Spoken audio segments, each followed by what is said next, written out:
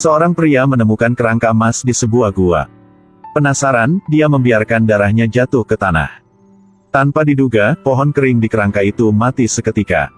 Luka menunjukkan tanda-tanda penyembuhan. Jadi pria ini peras lebih banyak darah segar ke kerangka. Tidak lama kemudian, tubuh bersinar. Selain itu, tubuh juga mengeluarkan suara detak jantung. Penemuan ini membuatnya sangat gembira. Karena membiarkan kerangka emas hidup kembali. Dia mencuri tong penuh darah dari ruang penyimpanan. Pada saat yang sama, ia juga mengundang temannya datang untuk menyaksikan adegan mendebarkan ini. Menuangkan sejumlah besar darah ke dalam kerangka. Tapi kerangka itu tidak bereaksi sama sekali. Dia awalnya berpikir bahwa jumlah darah yang masuk ke tubuh itu tidak cukup. Jadi dia mencuri sebuah tong lain. Tapi temannya mengira dia memiliki masalah mental. Bagaimana kerangka yang telah mati selama 1000 tahun dapat hidup kembali? Di bawah saran temannya, dia memutuskan untuk membatalkan rencananya untuk menghidupkan kembali kerangka emas. Tidak lama ketika semua orang meninggalkan lab. Kerangka emas yang awalnya tidak bergerak, tiba-tiba menghisap semua darah. Ada jejak kehidupan. Dan pada saat yang sama, Campion sedang mencari ular raksasa di tepian danau. Melihat permukaan danau, gelembung udara terus bergerak. Ketika hendak memanggil ular raksasa, dijatuhkan ke tanah oleh Adis ini. Meskipun Campion mencoba menjelaskan, tapi tetap tidak bisa mengubah pikiran kebencian di hatinya. Tepat ketika dia hendak mengambil tindakan, kemudian monster di danau itu meraih kakinya. Melihat teman lamanya terus-menerus berteriak meminta bantuan, Campion membawa batu itu ke arah monster itu. Tidak butuh waktu lama untuk merobohkan monster itu jatuh ke tanah.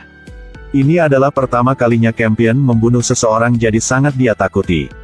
Dia dengan hati-hati membalut luka gadis itu. Bersiap untuk berlari kembali ke kamp untuk mencari bantuan ibunya. Tanpa diduga, mereka yang percaya pada Thor meluncurkan pencarian dia. Campion buru-buru berlari ke hutan. Tapi tersandung pohon dan jatuh ke tanah. Ketika penganut Thor hendak menembak Campion, kilatan cahaya mengenai mata mereka. Kerangka emas muncul di tengah udara, menyelamatkan Campion dari orang-orang itu. Setelah kembali ke kamp, Campion menceritakan kisah ini kepada ibunya. Dia masih mengira kerangka emas yang muncul adalah Dewa Thor. Dia menarik ibunya untuk melarikan diri dari tempat ini. Tapi ibunya masih memiliki satu hal yang harus dilakukan.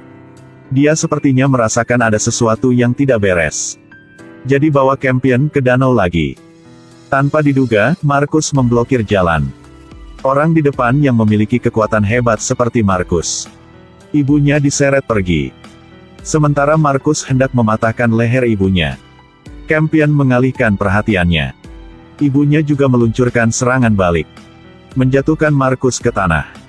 Sang ibu tiba-tiba menemukan, kekuatan Markus awalnya tidak berasal dari Dewa Thor.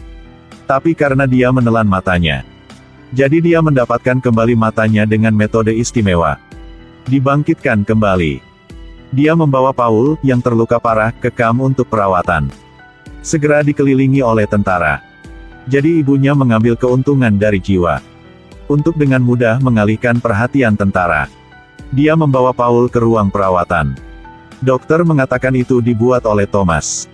Hanya dia yang bisa menyelamatkannya. Jadi ibunya pergi jauh ke dalam tempat Thomas berada.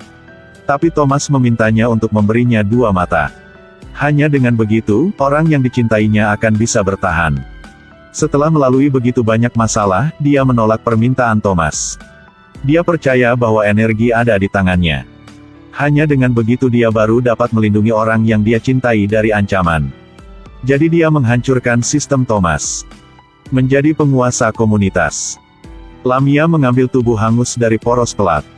Di dalamnya ada Paul yang virusnya disuntikkan oleh Thomas.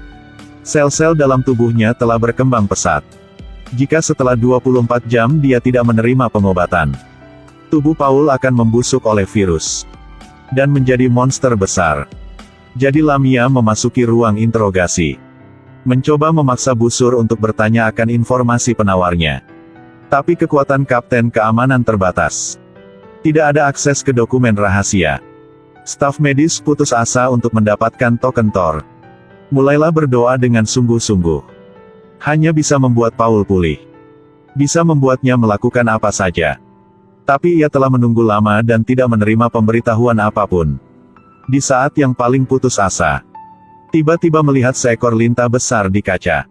Dia penasaran bagaimana di laboratorium tertutup seperti itu seekor lintah bisa merangkak masuk. Demi keselamatan Paul, dia memasuki laboratorium dengan memakai alat pelindung. Dengan hati-hati menangkap lintah penghisap darah itu. Ketika dia hendak membedahnya, kemudian dia tiba-tiba menemukan lintah menghilang dalam udara, merangkak ke wajahnya. Dia panik dan dengan cepat melepas pakaiannya untuk menyelamatkan dirinya sendiri. Sementara dia pikir dia telah keluar dari bahaya. Tidak menyangka lintah ada di seluruh alat pelindungnya. Dia mencoba yang terbaik, tapi jumlahnya terus bertambah. Perawat hendak mencari seseorang untuk membantu. Tanpa diduga, lintah-lintah itu segera menghilang. Baru saat itulah dia menyadari bahwa dia sedang berhalusinasi. Tapi perasaan tadi sangat nyata.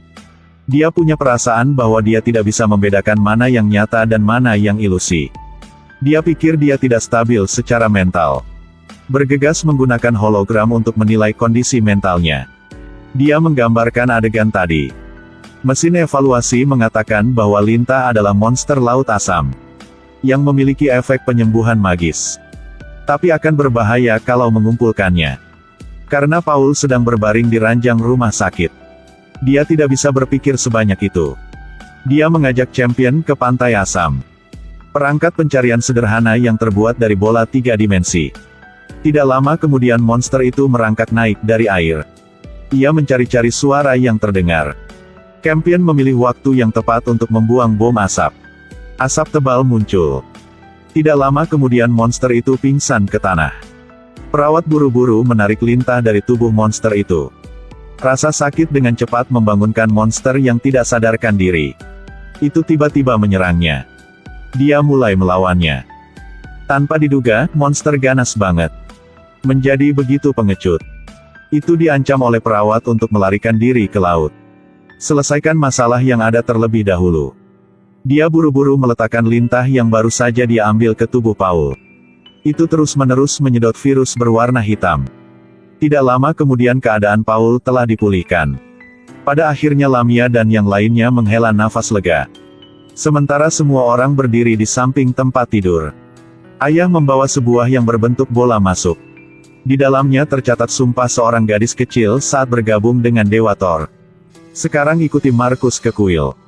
Karena untuk mempertahankan aturan baru didirikan. Lamia meminta ayahnya untuk menyingkirkan orang-orang penganut ini sesegera mungkin.